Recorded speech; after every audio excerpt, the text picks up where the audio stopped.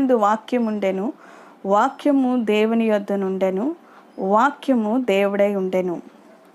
ఇక్కడ 3 విషయాలు గమనించండి.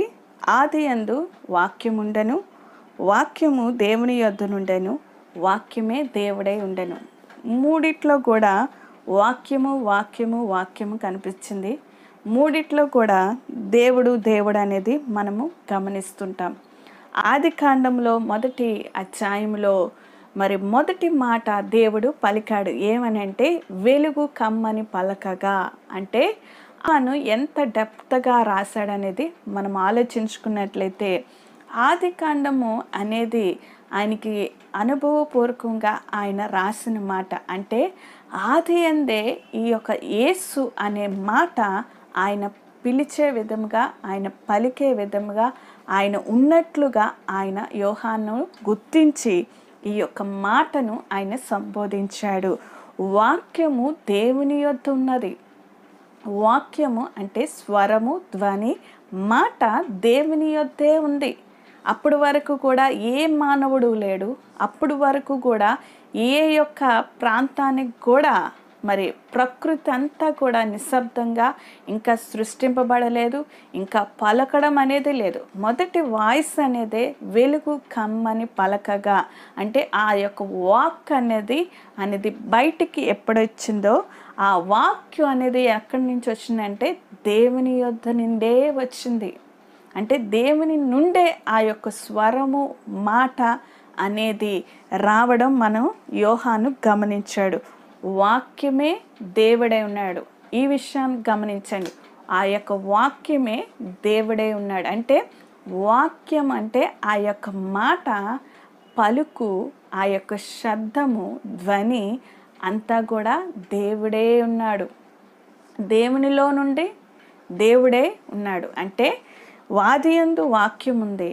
అంటే మనిషి అనేవాడు దేవుడు అనేవాడు ఉన్నాడు. ఆ యొక్క మాట దేవుని యొద్ద ఉన్నది. దేవుని నుండి ఆ యొక్క మాట వచ్చిందనేది యోహాను అభిప్రాయం. ప్రియ దేవుని బిడ్డలారా, వాక్యము శరీరధారియే కృపా సత్య సంపూర్ణుడిగా ఈ లోకానికి వచ్చి ఉన్నాడు అనేది మనము ఒకసారి భావించుకుందాం, ఒకసారి జ్ఞాపకం చేసుకుందాం.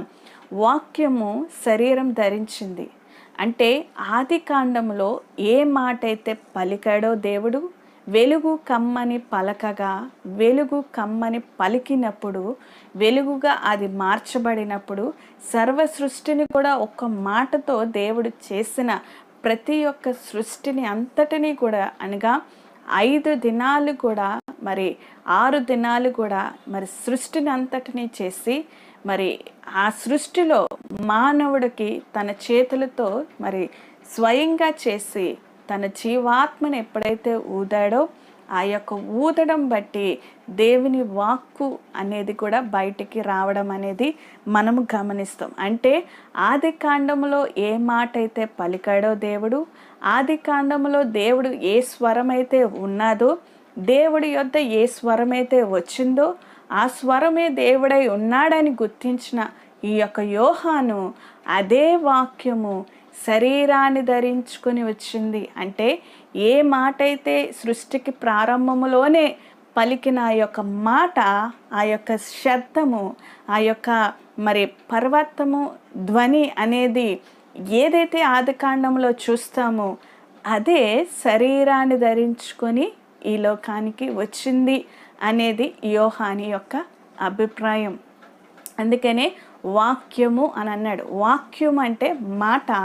ఆ మాట శరీరాన్ని ధరించుకొని వచ్చింది. ఎవరు వచ్చారు శరీరాన్ని ధరించుకొని అంటే యేసుక్రీస్తుని ఆయన చూస్తున్నాడు. అంటే ఏ ఆది కాండంలో అయితే దేవుడు కనిపించకుండా ఆయన యొక్క స్వరం అనేది వినబడిందో ఆ యొక్క స్వరముతోనే ప్రకృతిని అంతటినీ కూడా ఆయన చేశాడు. ప్రకృతిని కమ్మని పలకగా అవునుగాక అని పలకగా ఏదైతే ప్రతీది కూడా సృష్టించబడిందో ఆ యొక్క ధ్వని, ఆ యొక్క మాట, ఆ మాట శరీరాన్ని ధరించుకొని వచ్చింది. అంటే దేవుడు అప్పుడు వరకు కూడా ఆత్మస్వరూపుడుగా ఉన్నాడు, ఆత్మ పరిపూర్ణంగా ఉన్నాడు, పరిశుద్ధంగా ఉన్నాడు. అప్పుడు వరకు కూడా ఎవ్వరు కూడా దేవుణ్ణి అన్నవారు ఎరుగరు, దేవుణ్ణి చూడలేరు కనుక ఆ యొక్క ధ్వని, ఆ యొక్క స్వరము అంటే మోషేకి మనం చూసుకున్నట్లయితే స్వరమే వినబడింది, ఆయన చూడలేదు, మోషే చూడలేదు. అబ్రహాము కూడా స్వరమే విన్నాడు కానీ ఆయన చూడలేదు. అప్పుడు వరకు కూడా పాత నిబంధనలో పరిశుద్ధులకి, పాత నిబంధన ప్రవక్తలకి వీరందరికీ కూడా స్వరమే వినబడింది, స్వరమే వచ్చింది. ఆది కాండంలో ఏ స్వరమైతే మొదలైందో అదే మలాకి వరకు వచ్చే వరకు కూడా, అంటే చిన్న ప్రవక్తలకి, పెద్ద ప్రవక్తలకి, పరిశుద్ధులకి, రాజులకి, ప్రతి వ్యక్తులకి కూడా మరి ఆయన యొక్క స్వరమే విన్నారు కానీ ఆయనని చూడలేదు. ఏ స్వరమైతే విన్నారో, ఏ వాక్యమైతే అది వాళ్ళకి వినబడిందో అదే స్వరము శరీరాన్ని ధరించుకొని వచ్చిందనేది యోహాను యొక్క ఉద్దేశము. ఈ విషయాన్ని గమనించండి. ఆ శరీరము ఎవరిది? ఆ ధ్వని శరీరాన్ని ధరించుకొని వచ్చిందంటే ఆ ధ్వని శరీరాన్ని చుట్టుకొని వచ్చిందనేది ఎవరిని ఉద్దేశించి చెప్తున్నాడంటే యేసు ప్రభు గురించి ఆయన చెప్తున్నాడు.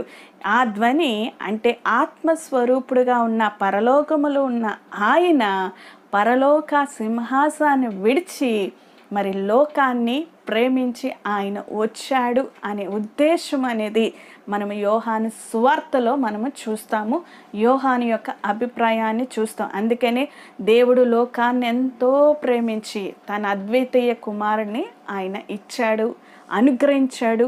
అద్వితీయ కుమారుడిగా ఆయన ఈ లోకానికి వచ్చాడు అనేది మనము గమనిస్తాము ఈ యొక్క యోహాను సువార్తలో.